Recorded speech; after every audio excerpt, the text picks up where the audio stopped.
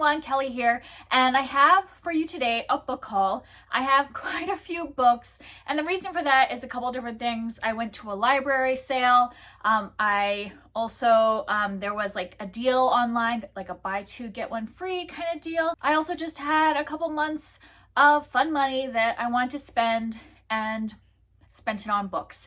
I'm kind of thinking this will be my last haul for the year. I'm hoping that I won't buy any more books before Christmas. Like if I get money for Christmas, I will, but this will probably be my last haul for 2021 except for Christmas, but then I might just wait until January to do that one because I might, if I get my money at Christmas time, I probably won't be getting the books until closer to the beginning of January. So yeah, there are quite a few here, but you know, that's just how it is. I'm excited about a lot of these. Some of these I've already read because this is over like the last couple months. Before I get to those, I just want to say, I don't know if anybody pays attention to what I look like, but I did get new glasses in case you noticed that. So like, this is also having to do with my haul. I'm very excited because for like a while now, like probably at least 6 months, maybe more, I haven't really been reading physical books except for like, I could read physically like middle grade books, or like the children's books that I read to my kids and stuff like that. But I haven't really been reading adult books physically because I couldn't read them, like I could not read the font. And I was just not admitting to myself that I needed bifocals because that made me feel old. But I finally went to the eye doctor and yes, I needed bifocals. So, you know, nowadays with the technology, you know, there are no line progressives and stuff like that, so you can't tell by looking at me that I'm wearing bifocals, but yeah. But the exciting thing is, even though it makes me feel old, it means I can actually read the physical books that I am buying.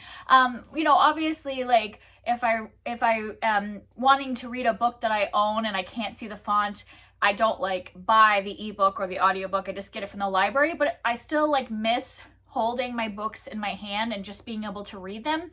And so now I get to actually read these books. So let's get on with it. I kind of separate these into categories.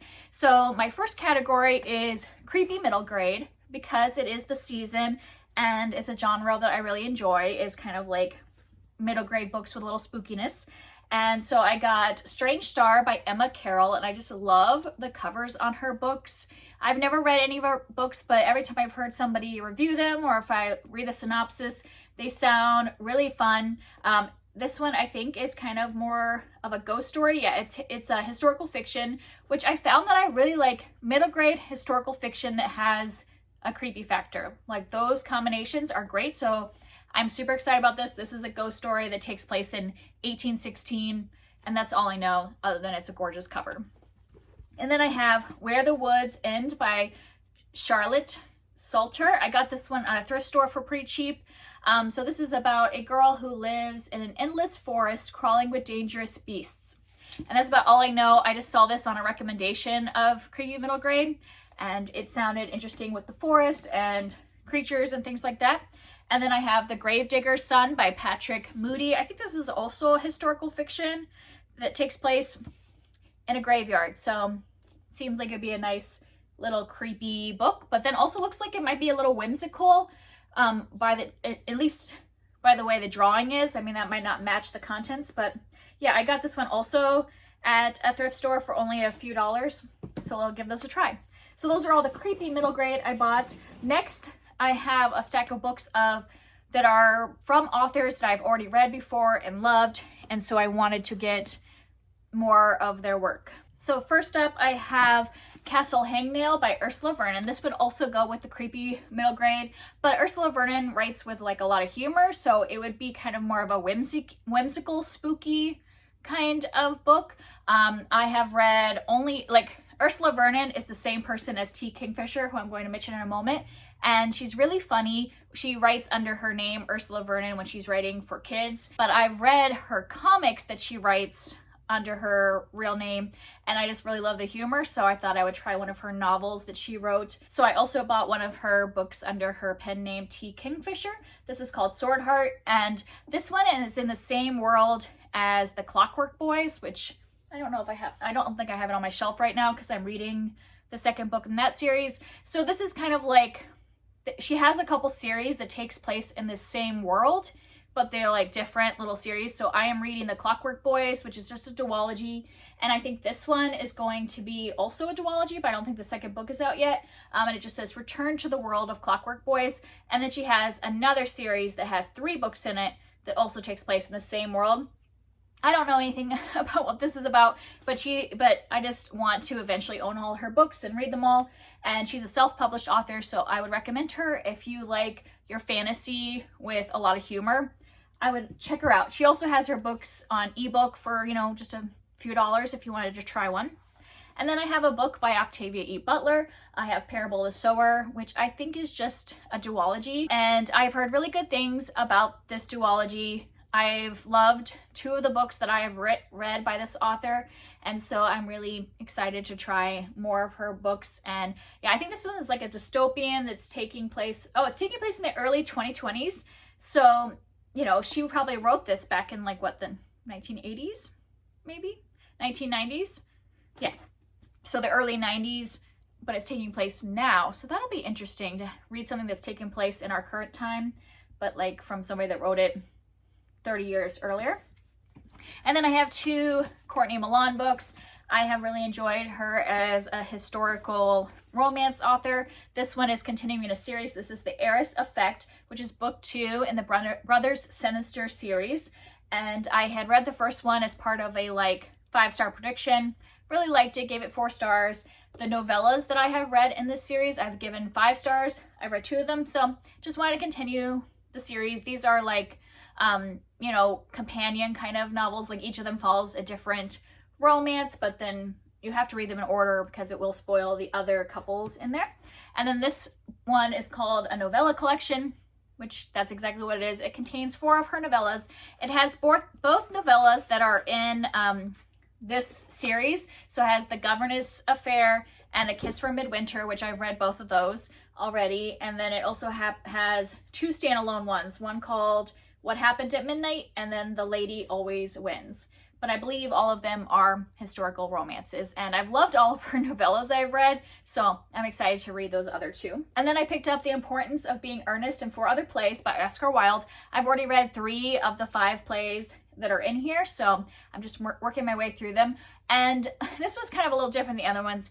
You know, the other ones I bought because I loved their other books. I had read The Picture of Dorian Gray and didn't love it, but I knew that I had read The Importance of Being Earnest, 20 years ago and loved it. So I was like, I think I want to give Oscar Wilde more of a chance since I didn't love The Picture of Dorian Gray. So I picked up his plays, and so far I've enjoyed the 3 plays that I have read. So definitely like his plays better than the novel. And then next I have The Lost Letter by Mimi Matthews.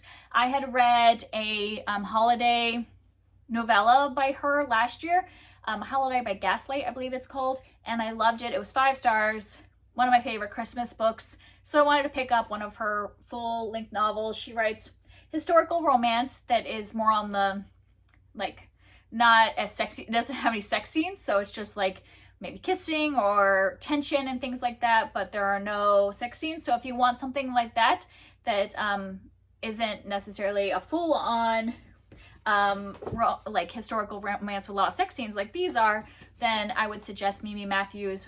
Though, like I said, I've only read one of her books. I look forward to reading this other one and hope I love it. And the last one in this category is The Killing Moon by N.K. Jemisin. I had read her short story collection and gave it 5 stars, loved it, and I wanted to start this one, which is just a duology. I do own her first book in the Broken Earth trilogy. Yes, I have that one, but this is the duology that I'm really actually excited about more because my favorite story from her short story collection is from this world, so I want to see the full-on world. So I look forward to reading that one. Hey, just jumping in really quick because I just got my pre-order. So I had pre-ordered Well Matched by Jen DeLuca, and it had been delayed. Like Amazon said it was delayed, and then it turned out that it got delivered to somebody else's house, so I didn't think I was going to have it in time for the book haul, but it just showed up right as I was about to edit the video. So just want to let you know I also got Well Matched, which is book 3. I don't know if this is like the series is just called Well Met, which is the first book, but I loved Well Met. It was my favorite romance in 2020 or 2019 whenever I read it. Favorite romance, and so I am very excited to finish off this trilogy. And then my next stack of books are things that I bought as part of my project this year, where I am reading things that correlate to what I'm teaching my daughter in school, and we are focusing on ancient civilizations this year. So I have been buying books that I want to read that are about each of the civilizations that we are going to be learning about in school, that I'll be reading myself to kind of like add to the learning and things like that. And just I've been really enjoying learning about all the myths and legends and civilizations. So these go along with that. I didn't put them in any order, so there's a little bit of different kinds of civilizations. First, I have Lovely War by Julie Berry, and this one is just a regular historical fiction that takes place, I think, during World War One. It might be World War Two. I can't tell. Oh, it says both World War One and Two, so it covers both time periods. But the reason this links to our school year is that this is narrated by the Greek gods, and so I think this would be a fun one to read when we're learning about Greek mythology, just because it'll go along a little bit. Like, it's obviously not a lot about the Greek gods, but it'll still fit into the theme. And I've just heard so many good reviews about this book specifically. A lot of people last year read it and loved it, so I look forward to reading that. I think we're going to be starting Greece in December, so that'll be like December and January. I'll be reading a lot of Greek mythology and things like that. And then next I have A Song of Race and Ruin by Roseanne A. Brown, and this is inspired by African mythology, and I don't know much about it. I think it's about a woman who is sent to like kill, I think she's supposed to kill like some man who is in line for the throne or something like that, but then falls in love with him. I think I haven't really looked into it a lot. I just knew it would fit that area of mythology that I was looking for, and I've heard really good reviews about it. I know the sequel, I think, just came out, and so I thought I would give it a try. And then I have Circe by Madeline Miller, which is this one that people have been talking about ever since it came out for a couple years and raving about it. And this is obviously, you know, Greek mythology, and I believe Circe is a character in the Odyssey. Is that right? So I'm going to be reading a like retelling of the Odyssey first before I read this, but I'm really excited. I've heard great things about Madeline Miller. I have both of her like Greek mythology books to read when we get to that time. And then next, hopefully one I'll be reading soon, is Black Sun by Rebecca Rowanhorse, and this is a fantasy inspired by pre-Columbian Americas. That's what it was. We are currently studying Egypt in school, and next we're going to be moving to Andean civilizations, and then moving on to some more Americas, you know, civilizations from the Americas, ancient civilizations. So this will fit in perfectly with what we'll be studying in a couple weeks. So I look forward to reading this. I've heard really good things about this, but this is definitely more of an epic fantasy. So I'm a little nervous about it because this is probably, you know, a little more epic than what I am used to. But I'm looking forward to trying this and seeing kind of her take on a fantasy world that is inspired by pre-Columbian America. And the last one in this category is Ariadne by Jennifer Saint, and I've heard a lot of things about this. This is also Greek mythology. I think it has to do with the Minotaur. Is that right? With Theseus?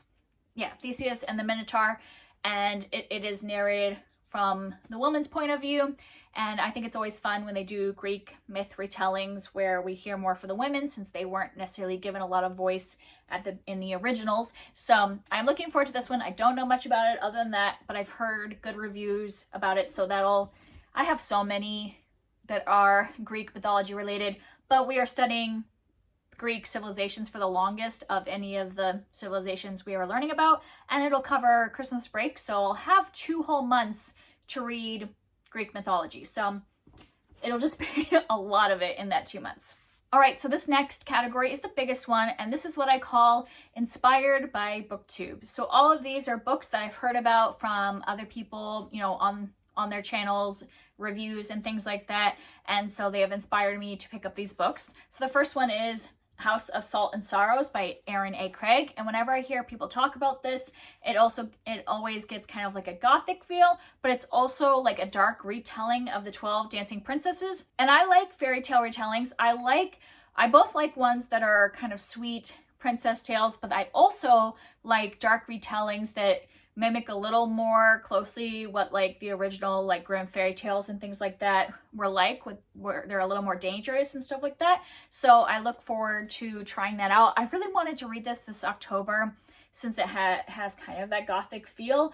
I don't know if that's going to happen, but it still has kind of a wintry feel, so maybe over the winter. And then a book that I've already read is Raybearer by Jordan Ifueko. I heard so many people raving about this and saying that even though it's young adult fantasy, it's like really fresh and new, and I would agree. I really love this. I love that it surprised me in different ways. Like there are parts that do fit into the tropes of like a lot of other young adult fantasy, but in some ways it goes beyond those and surprised me and caught me off guard a few times, the direction it was going in. So I would recommend this one, and I look forward to buying the second one in this duology soon. I like to get it in these covers. I love this. This is the like UK cover. I think they're beautiful. I mean, the American cover is nice too, but I really enjoy these, and I am excited to buy the second one, but I have to buy it like from Book Depository since I want to get these specific covers. And then next I have Little Women by Louisa May Alcott. And I guess I can't really say that Booktube made me do this since this is a classic that has been around forever. But I had seen some more people review it in the last couple years, and it reminded me that I've never actually read the book. I have watched the movie that came out in the 90s. Is that when it came out? With Winona Ryder and Christian Bale. Like I had seen that one when I was younger, and I just have never read the book. And so I saw somebody reading this specific edition, thought it was cute, so I picked it up. And I'm kind of thinking this might be something I read around Christmas time, because I know they celebrate Christmas, at least in the movie. I know there's a Christmas scene, so it might be a nice, cozy classic to read around Christmas time. And then next I have Seraphina by Rachel Hartman. This is a fantasy book about dragons, and I had heard it most recently on Kara's channel, Wild Book Garden. I think she was talking about it as being one of her favorite books, and I don't remember exactly which video it was, but I was like, oh, I've heard of that book, but I just never was really inspired to pick it up. But I think it's only a duology, and I've been really... Look, I don't know if you noticed, I've bought a lot of books in duologies lately because long series feels so intimidating to me. I never seem to follow through and read an entire series. So duologies are very appealing to me. So I thought I would pick this one up, and I got it at Thrift Books. So it was only, I actually think this was my free one. Like, you know, after you buy so many books on Thrift Books, you get a free book. And so this one was free. So I figured I had heard about her talk about it just recently, so I just threw it in there as a free book. And speaking of Thrift Books, so the next two I got off of Thrift Books because a couple months ago or last month, Mara from Books Like Whoa did a Roberts readathon where she read Nora Roberts, and I was like, I've never read a Nora Roberts book, even though she's written like, you know, hundreds of books. And so I wanted to try one of her books, and I went on Thrift Books to look because I didn't want to pay full price because I don't know if I'm gonna like her, since she kind of does romantic suspense, which is not usually my genre, but I want to give her a chance. And it happened to be that the day that I looked it up, they have certain authors that are like their author pick for like the week or something like that. And when you buy their books, you get extra points, which means you get to your free book sooner. And it happened to be when I looked that it was Nora Roberts was their author of the week. So I bought two of her books, got double points, and that's how I ended up getting my free book. So I thank Nora Roberts for that. So I got Undercurrents and Whiskey Beach. These are more of her recent books because I just don't think I'm going to enjoy her beginning books, like the ones she wrote back in like the 80s and 90s, because from when I've heard of Mara reviewing them and some other people, it seems like she did a lot of alpha male love interests back then, and that's just not a thing that I enjoy. So I'm kind of hoping that these newer ones won't be like that. We'll see. If I don't like either of these, then it might just be that Nora Roberts is it for me, but I want to give her a try. So I got two to really give her a try. I don't really know what either of them are about. I just was looking up kind of the publication dates and getting ones that were more recent. And then the last three books in this category are things I got at a library sale. So they were only 10 cents. And so, yeah, it's always exciting when you can get books for 10 cents. So the first one is A Gentleman in Moscow by Amor Towles. And this has been all around Booktube, people raving about it. But I didn't really want to buy it full price because even though people love it, you know, everybody describes it as being very character driven and it's huge. So I just am not sure, you know, literary fiction is not usually my genre. So I figured for 10 cents, I could try it. So yeah, that's why I got that one. And then another Nora Roberts, because I actually needed to get one more book, because it was like if you buy 10 books, you get them for $1, where if you got less than 10 books, you had to pay 20 cents per book. So I only needed one more. I figured I might as well just pick up a Nora Roberts book, another Nora Roberts book for 10 cents. I don't actually even know when the publication date of this one is. I hope it's a more current one. It's from 2011, which is not like super current, but it's still in the last 10 years. So hopefully this one also won't be as alpha male like. I'm assuming it's a romantic suspense having to do with maybe firefighters or something like that. Who knows? I didn't look into it. And the last one for this category that I got at the library sale was The Boy from the Woods by Harlan Coben. And this book was obviously donated to them and not like an old library copy, because it's like perfect condition for 10 cents. And I've never read Harlan Coben. He writes thrillers, but I've heard good things. My mom likes his books. And I think this is one of the more recent ones, like just from like the last couple years. Yeah, 2020. So this is one of his newer releases. So for 10 cents, I definitely want to give Harlan Coben a try. Okay, and now on to the last category, and there's only 5 books in this, so we are almost done. And this is books I got because of Nonfiction November. So in November, there's a readathon that lasts the whole month where you can read nonfiction books, and I just like basically wanted to get some new nonfiction books that I was excited about, and so I pulled up like my TBR on Goodreads, like my wish list of nonfiction, and I got several of these that I was just really looking forward to and wanting to get around to soon. So first I have Disability, Visibility, edited by Alice Wong, and this is a collection of essays from a lot of different people, their first-person stories of a lot of different disabilities. So that one, I heard really great things about this collection and really wanted to read it. And then another one having to do with disability, I got Disfigured on Fairy Tales, Disability, and Making Space by Amanda LeDuc. This is another one I've heard great reviews on, and this is her kind of analyzing Disney movies and how fairy tales portray people with disabilities. Often they're portrayed as the villains and things like that, or something that they need to be saved from. So I really am interested in reading that one. And the next one is a memoir of Braiding Sweetgrass by Robin Wall Kimmerer. I've heard really great things about this one lately. And this one is kind of her being torn between two worlds. She is a botanist, so she's been trained to ask questions about nature through the tools of science. But then also as a member of the citizen Potawatomi Nation, she embraces the notion that plants and animals are our oldest teachers. So combining those two parts of her life together. And yes, I've heard just really amazing things about this memoir, so wanted to read that, especially since November is, I believe it's like Indigenous Heritage Month. Is that true?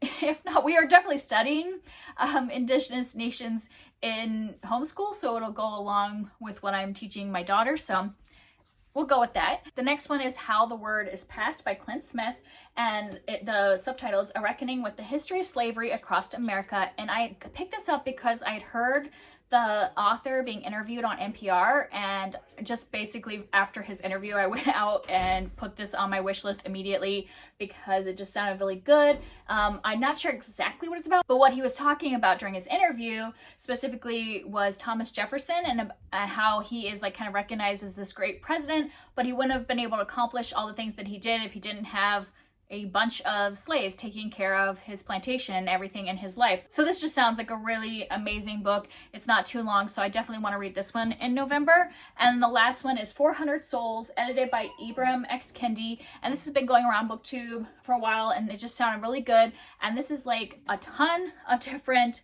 writers who are writing a part of African American history. And that sounds really amazing because I've heard that they do it in different styles. Like some people, I don't know, I might be wrong. Maybe I should have looked into this more, but I think some of these might be like poetry or short stories or vignettes or essays and things like that, like a lot of different styles. And that just sounds really amazing way to write a history book. So I want to try this. I might get the audiobook to read along with this because I wonder if it's narrated by different people. That would be really great. So I'm going to try that. So that is it. Those are all the books that I have bought recently. If you want to talk about any of these down below, I'd love to hear from you, and I'll see you next time. Bye.